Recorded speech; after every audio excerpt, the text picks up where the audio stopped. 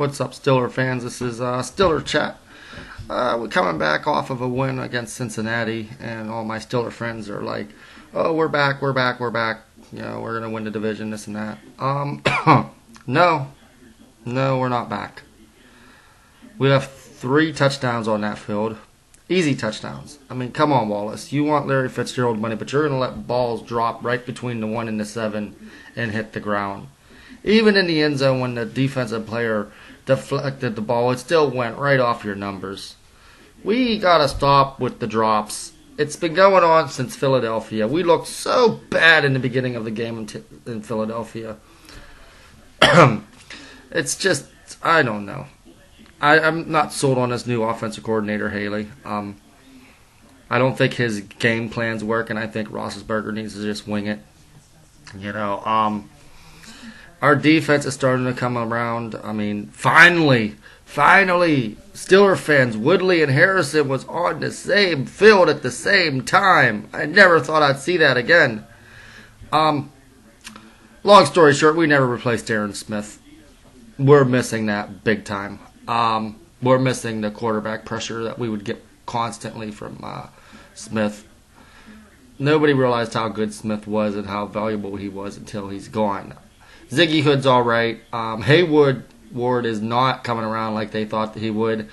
McClendon's playing like a beast. He had a hell of a preseason. I don't understand why he don't see more time in there. Same old story, same old year, different year. No secondary. Paul Malu's injured again. I love Paul Malu. I think he's a hell of a player.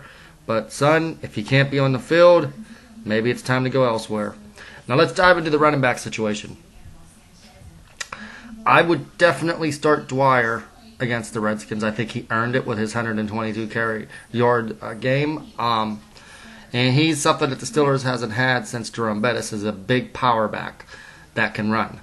And I think he deserved to start. I think he deserves to start.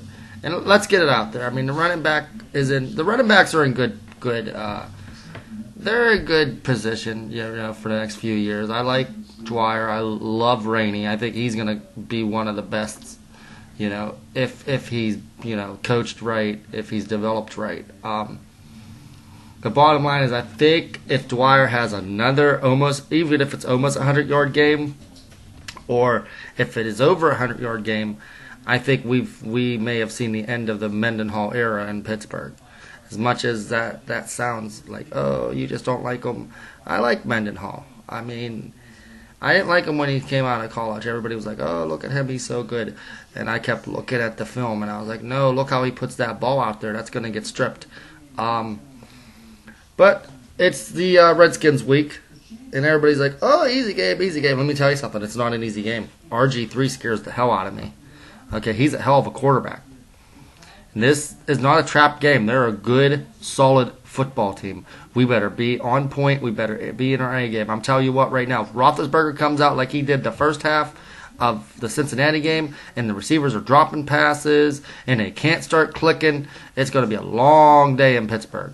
And yes, it's supposed to be the day where we wear our alternative striped jerseys. At least that's what they're saying. They said that for the past few weeks now. But I'm looking for the Steelers to pull this one out. I'm not looking for it to be a blowout by any means. I think it's going to be 21-17. I think it's going to be an extremely close game. RG3 is going to keep them in it till the end. He's a hell of a talent.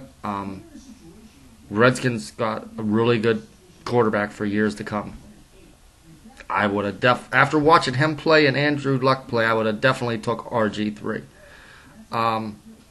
I don't like the negativity he got coming out of college. You know, he seems like a player's player. I mean, the first interview he did, he was wearing the Redskins jersey, and ESPN bashed him for it. They were like, "Oh, why is he wearing a football jersey? He's a rookie. He should be in like a suit."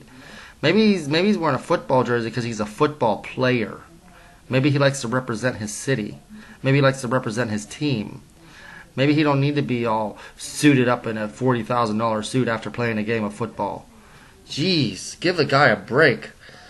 But I look for the Steelers to pull this one out. We'll see how that one goes. But remember, Steeler fans, for some reason, for the past few years, and it might be just Mike Tomlin, it might just be me. The Steelers seem to lose against teams they're supposed to beat, and they win against good teams.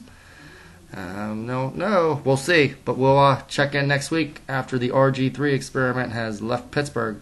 I'm out. Y'all have a good one.